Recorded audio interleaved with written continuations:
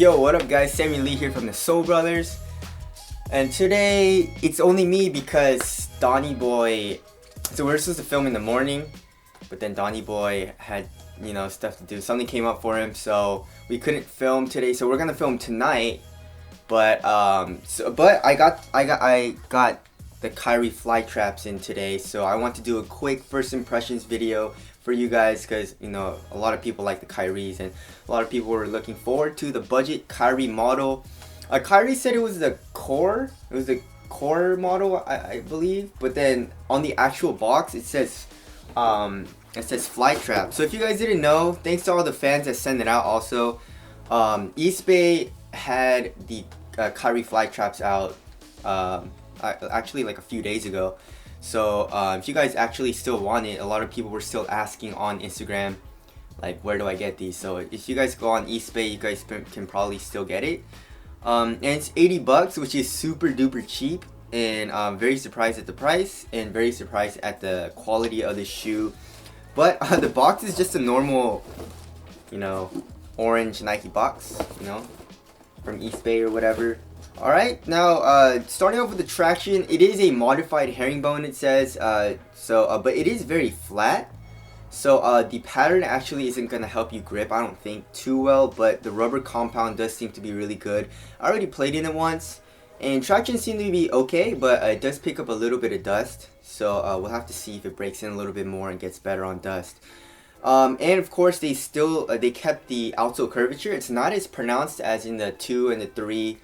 And maybe even in the 4, it's not crazy, as you guys can see, but it's still there and it still feels pretty nice. And I like how it's a little bit more mellow, because like in the 3 it was a little too much for me. So I like how the outsole curvature is. So obviously this is a budget model, and the outsole is designed for multiple surfaces. So outdoor, indoors, you should be good to go. Which doesn't make sense because you're paying cheaper for outdoor and indoor. But then if it's a more expensive premium shoe like the Kyrie 4s, it's not good for outdoor use. So but you're paying more money just for indoor use, which doesn't really make sense to me. But anyway, so first impressions on the traction, it seems pretty damn good. And as you guys can see, it kept some of the design cues from the Kyrie 4 with kind of like the decoupling of the outsole with the zigzag line down the middle. So there's that. Now moving on to the cushion. Yeah, so it's a full length injected Phylon midsole, and then as you guys can see here on the forefoot lateral side, the rubber kind of cages it, and it has kind of like the shark teeth vibe. Also has that design, same as the Kyrie 4s. There is a forefoot zoom unit. I'm not sure if it's just the zoom unit that goes on the ball of your foot, or if it's a full kind of forefoot zoom unit, and I'm not sure if it's bottom loaded or top loaded, and I'm not sure how thick it is. So we'll have to wait and see for the fast pass dismantling, of course. But the zoom unit I couldn't really feel. Maybe I'll be able to feel it after I break it in, but I doubt it. And of course the heel has this little indentation, if you guys can see, so that helps a little bit with impact protection and heel strikes. So that when you heel strike, the foam, the Phylon actually kind of bends in a little bit from the circular shape. So I guess that's supposed to do something, but it's actually I don't know if it's just the insole or something like that, but the cushion actually feels soft, or not super soft, but like not bad, not like the Kyrie 2s and 3s. But this cushion setup actually feels like kind of plush. Not saying it's amazing or anything, but I was expecting a lot worse, like the 2 and 3. So it's kind of pleasantly surprised. Actually, pretty comfortable on foot. So there's that. Alright, now moving on to the upper. So it says it's a knit textile with textured screen print for extra durability, I guess.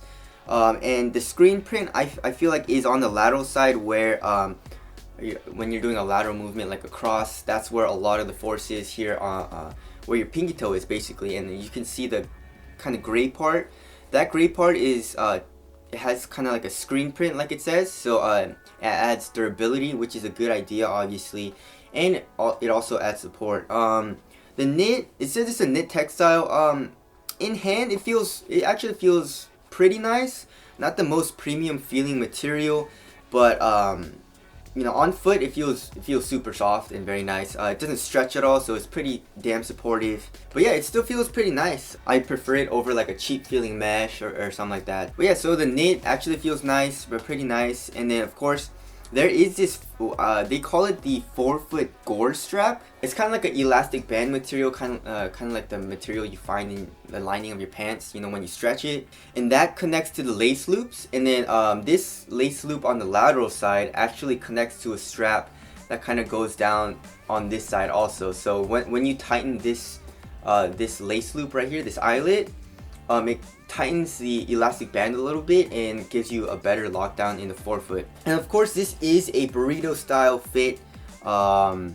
It's or an asymmetrical tongue or whatever you want to call it. And it's not bad. I don't really like burrito tongues too much, but it's not bad. The tongue actually connects to it's kind of like a tech fit booty where the tongue kind of connects to like a material underneath the knit. And it fits a little bit better than most traditional burrito tongue styles. So I'm not mad at the burrito tongue. Overall, the materials are actually really nice, especially for the price.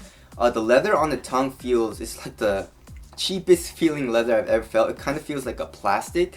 I don't even think this is real leather. But yeah, probably synthetic. But it is a $80 budget model, so I'm not mad at it. Of course, there's that same leather material in the back also. Alright, moving on to fit.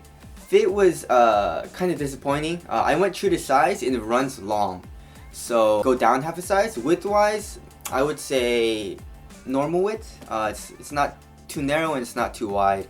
So width-wise was good, but just watch out for length. I would go down half a size. It runs a little bit long. And now moving on to aesthetics. Dude, these are actually pretty sick, and I like how this budget model actually took, you know, design cues from the Kyrie 4 and implemented it into the Flytrap, and I actually like it. I like the teeth.